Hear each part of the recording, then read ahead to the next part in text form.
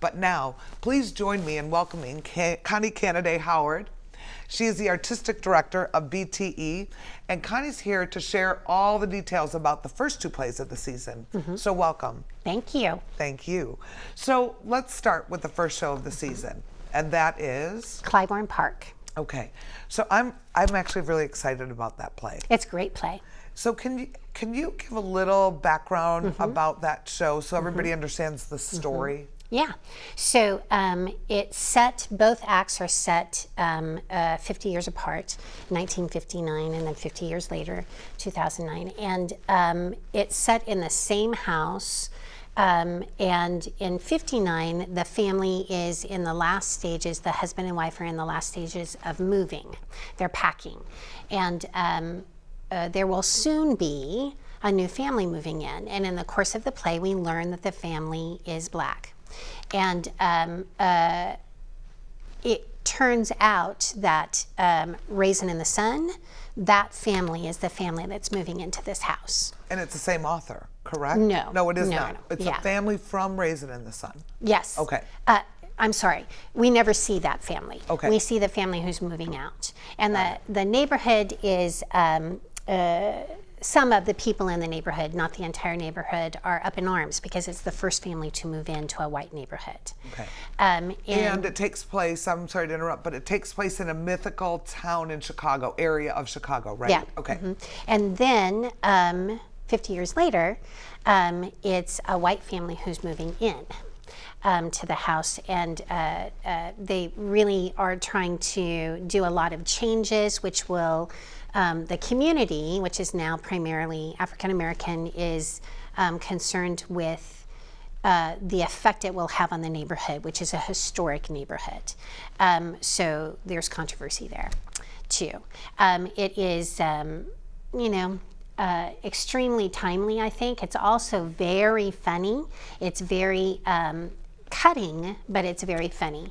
And it's really about, perception and perspective and how we have different ones and realizing that as we move forward. So I think a lot of people easily like to say that this is a play about race. But I think it's more, right? Because isn't it also about all kinds of different ways that people misjudge and mistreat and stereotype people? Correct. And it's about economic divides and social perspectives. There's a reason it won both the Pulitzer and the Tony. It's a great play show. So are these cast yet? Partially cast. They're not completely cast. They will be shortly, but not completely cast. Okay, so you're not ready to share. Maybe next time when you come back, you can tell us who the cast is. Right. So, and the director of that show is Kurt Liebig, who's our ensemble member and a wonderful director, and he's super excited about the show. He just couldn't be here today. So. I am super excited about this show because it's a newer show, and it was done, I think, was it in Steppenwolf the first time that it was done here? Here, yes. Steppenwolf is the Chicago premiere. And it got such great reviews there. Everybody was crazy for that Yep. play. It actually first opened at Playwrights Horizon and then in the UK and won the Olivier Award there. And then it came sort of throughout the nation. In Chicago, it was Steppenwolf. Why did you choose that? Because Connie's the artistic director, as we said, so she gets to choose the season.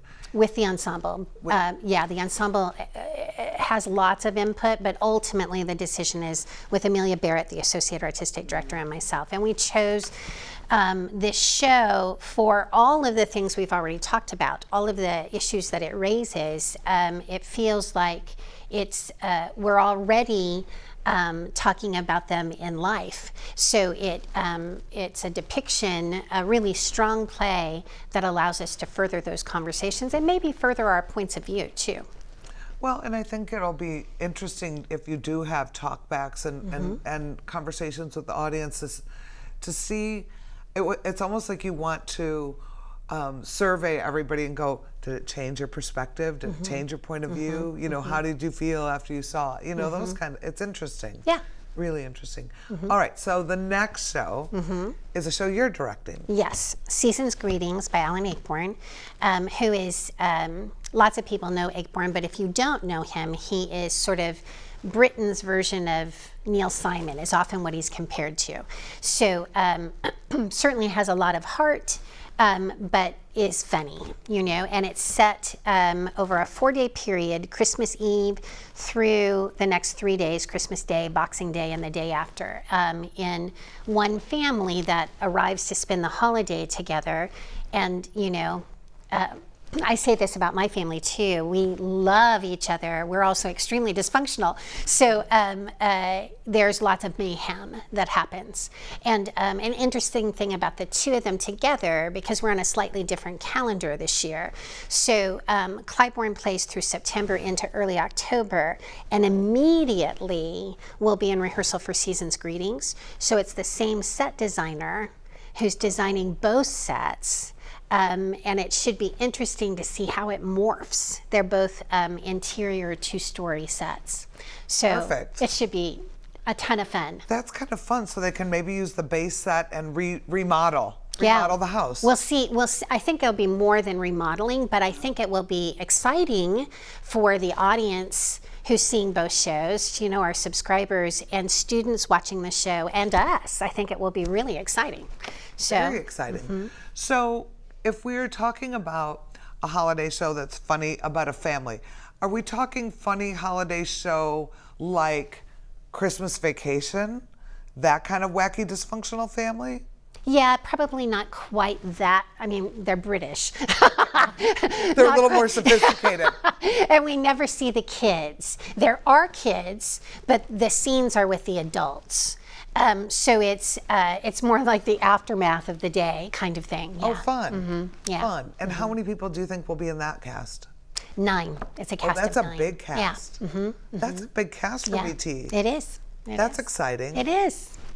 So I'm excited to see if I personally think I know that for the MAC, that's our best time of the year to sell shows. Oh. People love holiday shows and are always looking for things to do because they have family, friends, outings, groups. Everybody's always looking for something to do.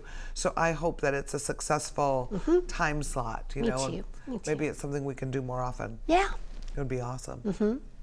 So Connie, tell us a little bit about what's going on with BTE for next year in general. It's your 36th season, and how do you feel like your audiences have been maintaining, and what's the best thing people can do who are Buffalo Theatre Ensemble fans? Subscribe is the best thing you can do, number 1. And number 2, you know, come to subscriber events, come to pre-show discussions and post-show discussions. I think this year, not just at BTE, but in theater in general, we're coming through out of the pandemic and evolving into whatever the new normal is. I kind of hate that phrase. And next year we'll be even more solidly there. So I think it's, supporting that live interaction between stage and audience that makes theater so special. So I think one of the reasons that the subscribers of BTE and followers and people come is the access that BTE provides to not only the artists, but to the directors, the producers, the artistic directors. And I think that when you get to know a little bit more of the backstory, or you get to know that, oh, did you know that they're going to kind of use the base of the set and it's the same designer, and let's see how he switches it up. All those little things, you get a little bit more behind the scenes access. I think so too, yeah. I mean, we always talk about our subscribers as being our extended family. And we really believe that. That's not a catchphrase. So, subtext going out, giving background on the show is always widely sought. If it goes out a little late, I hear about it. So we try to foster that greatly. Because we believe in that live interaction. So subscribers get invited to what? What do they get invited to? That so you can certainly go buy your ticket one by one and come when you can.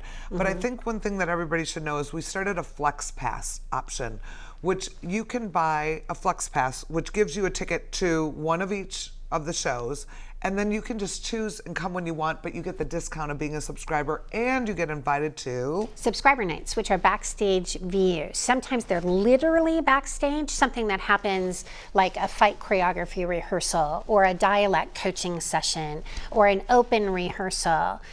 Sometimes they are an event that speaks to the play, like for Naperville, which had tons of comedy in it, but Naperville also is about people sort of leaving behind something and going on to the next thing, a second chance kind of play. And so the subscriber event, which was very well attended, was our Director of Student Affairs, Natanya Montez, gave a talk about the stages of grieving, like the stages of anger or anything, and then it was a talk back and forth, and it was very spirited. So it depends upon the play, and we haven't decided what those 3 are for this year for each show. And she's a brilliant psychologist. Yeah, I mean, she's that's wonderful. her background. She's wonderful. She's a doctor of psychology, and so she is one of the best people to talk to if you're having a bad day. Right. You know, she really helps you Right. to straighten it out. And she also helps you laugh. Yeah. So, which is part of it, I think. But and then you get mailings from us, Subtext, which is a paper that gives you background on the playwright and background on the play and background perhaps on one of the artists in the play. Future events coming up, so it's really helpful to you if you love theater and you love BTE to be a subscriber. So. I think so. I think it's a really neat opportunity to not just come to the shows, but you get more. Right. You get a lot more. Right. Well, Connie, thank you for coming on the show and talking about next season. We wish you the best. I bought a subscription and I can't wait to see it all. Buffalo Theatre Ensemble subscriptions are available now. So become a subscriber and receive benefits, including, for all of you watching, 20% off tickets, invitations to special events, 10% off in the gift shop, and more. Subscriptions are available by phone, in person, and online. Visit atthemac.org for more information.